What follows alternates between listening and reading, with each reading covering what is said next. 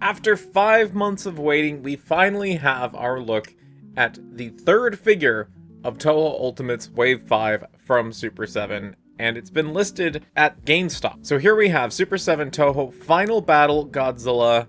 It says 9-inch action figure. It's not actually 9 inches, as you'll see in one of the promo shots here. But here it is. Now, right off the bat, previously named Centuries End Godzilla, it has been officially renamed to Final Battle Godzilla. I believe it'll say 1995 in the actual solicitation when you see it on Super 7's website. But here he is. This is Godzilla in his final moments before he begins melting down. I believe specifically this is like the scene when he's mourning Godzilla Jr.'s death. The spines are melting, the energy beam is pulsing. Which brings us to the first thing. This Godzilla figure features pulse effects, and we have never gotten this on a Godzilla articulated action figure before. So here you see 4 pulse effects. I believe it's 2 of them poured into the front and 2 of them poured into the back. Yes, so it's going to take up a lot of room on your shelf. He also comes with a couple of steam effects. So he comes with the ones that wrap around the neck and the wrist. If you have the Wave 2 figure, you'll notice that the ones that wrap around the thighs are not present on the figure. And to me, honestly, this is fine. The top neck piece is very well secured. The wrist one is pretty well secured, but on my Wave 2 figure, the thigh ones always fall off. So this one is not a big deal to me. I don't lament not getting the thigh pieces, and I have the thigh pieces from before. So if I really miss them, then I'll include them here. So here you go in the pack out. You got the 2 steam effects and you've got the 4 pulse effects. Now noticeably, or I guess not noticeably because it's not mentioned anywhere here, this figure does feature a hinged jaw. I know it's very difficult to make out in the photos, but you'll notice that there is no alternate head. He does have a hinged jaw, which is pretty cool. You can kind of make out here, if you're familiar enough with this sculpt, that this is a new sculpted head. This is not using the same one that we've seen at least 5 or 6 times at this point. Here you got your dimensions, 8 inches tall. So like I said, this whole 9-inch thing, that's not accurate. 14 inches long and made of glittered plastic. This is so, I love glittered plastic, man. Like if you collect the Toho blind boxes, you'll know that he's got, actually, I'm staggered actually right now because does he have a skeleton hand? Or no, it's just, I think it's just translucent glittered plastic, but the way it's coming through here, it looks like a skeleton. Anyway, as I was trying to say, if you've collected the Toho blind boxes, you'll know that there are glitter variants included in those. And in person, I think they look great. I really like how the glitter comes through in the plastic. So an ultimate with glittered plastic, I'm on board, sign me up. He's got the melted spines from the 1200 degrees Celsius figure. Rest in peace, never gonna get that one again. And actually, while we're at it, let's talk a little bit about the history of this figure, why it's taken so long. So I know that this figure started off as, how do we capture some of the magic from that 1200 degrees Celsius Godzilla that we made that Toho never intended to approve because Toho Japan never actually saw it. And this was ultimately the result they came up with. They said, okay, we're going to do a final battle damaged version of Godzilla just before he starts melting down with the battle scars from Destroyer, and we want to do glittered plastic just as a nod to the Centuries End vinyl figure. So they did it. It was originally intended to be, I believe, just a really simple retool with some battle damage chest effects. I don't know about the hinge jaw. I guess the hinge jaw was planned at some point, and then it was done. And they looked at it and they thought, well, maybe we can add pulse effects to it. And so they got working on the pulse effects.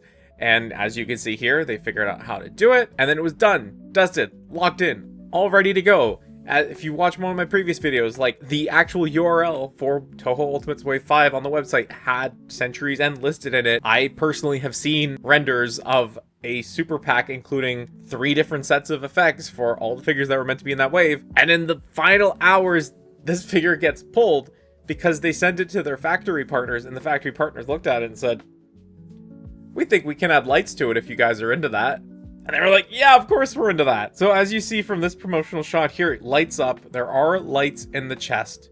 And I do think, if I'm remembering my conversation with Brian correctly, the reason that the prototype has taken so long, they really want the light to come through the pulse effects. They really want it to light up these purple beams of light. And for a while, it wasn't doing that, and then I guess they cracked the code, I think. I feel kind of bad for them because they were saying that they wanted a prototype to show off when it went up for order, just so you could see the light up effect and not just rely on a render, and then GameStop, of all places, has to go and ruin that. If you look at the description down here, 9-inch scale, that's wrong. It does mention at one point, 3 juvenile forms and interchangeable heads and claws. I almost feel like this part is all just ripped from a Destroyer solicitation package, because he doesn't have an alternate head, and he certainly doesn't have juvenile forms in the solicitation. So this is certainly outdated and wrong. Please don't order it thinking that you're going to get Destroyer juvenile forms. And oh yes, I guess I did mention the Super Pack. There is going to be a Super Pack when it goes up direct from Super 7. And I'm not at liberty to reveal what it is, but if you're familiar with the previous waves and their Super Packs, I feel like you know what it's going to be. And finally, let's talk about this price. So GameStop has it listed at $120 US. I'm not familiar with GameStop US's prices. I don't know if they are usually a little bit higher than MSRP, if they're actually spot on most of the time or all the time. I know nothing about the official price for this guy. I know that the new price point for Toho Ultimates is $95 US, given the current tariff situation. Brian's talked about it in other interviews. Go check out We Want More Thundercats if you want to see more extensive discussion on that. So how do you get from $95 to $120? Well, there are electronics in the figure, and if we look at Haya, who has arguably, or even inarguably, like the most consumer-friendly prices in the kaiju collecting market right now, their Exquisite Basic Plus figure jumped their $51 price tag to $80, right? So you're looking at a $30 increase for the electronics in here, and you can argue the electronics are a little bit more integrated throughout the figure as opposed to just the chest. That's a totally fair argument to make, but my point being here that electronics do add a lot of money to the cost of a figure. $120 US, it's higher than I would like it to be. In fact, I think it might be too high for some folks that would otherwise be interested in picking this figure up. But this does appear to be the world that we live in right now. Everything's getting more expensive, and there is an active trade war happening between the United States and basically everybody else. To me, I'm just going to chalk this up to the guy in a garage tax. I've talked about this before. If there was a guy in a garage down the street from you who's like, hey man, like I'm happy to make a figure for you. It'll cost you $120 in this case. I'd be like, oh, okay, sure, yeah, like nobody else is making it, so $120, yeah, I'll take it, right? Again, nobody else is making a glittery, light up, articulated Burning Godzilla action figure. So in this case, like the $120, I'm not super stoked to pay that price, but I'm going to pay the price because I think that it looks like a really nice piece that I want to have in my collection. Oh yeah, release date, October 3rd, 2025. I very strongly doubt that. I don't know where they're pulling this from. Maybe this was based on the initial solicitation that was planned to go up in February, but this is almost certainly wrong too. Don't follow that. Now, inevitably, I'm sure some of you out there will be thinking, like, I've waited all this time for this figure, and it's not what I hoped it would be. It's not what I, have been waiting to see.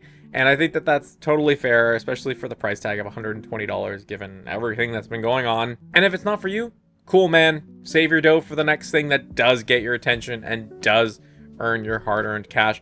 This one's getting my cash. I'm quite excited to pick it up. I think it's going to be a very unique piece. It's going to be unlike anything else that I have on my shelf. And it makes me curious. Is Super 7 going to start digging further into light-up features? I know that they've dabbled with it in Thundercats, and now we're starting to see it in Toho, and who knows, maybe it'll pop up in other places. So again, this is not part of the official Super 7 solicitation. We don't know what the final details are going to shake out to be, whether the release date or the price, or if there is in fact other things included in the box. Stay tuned to the channel. I'll post updates when I have them. Also, I have my latest chat with Brian waiting for approval. It's part of a larger like Godzilla Station video, and in it we talk about this figure a little bit. Obviously that's going to be outdated because of this part of the information, so hopefully like little Timmy doesn't get on his keyboard and is like, actually, like the figure's been revealed. I'm kidding, Timmy, I got mad respect for you. Anyways, guys, enjoy the rest of your weekend, and I'll talk to you again soon. Bye bye.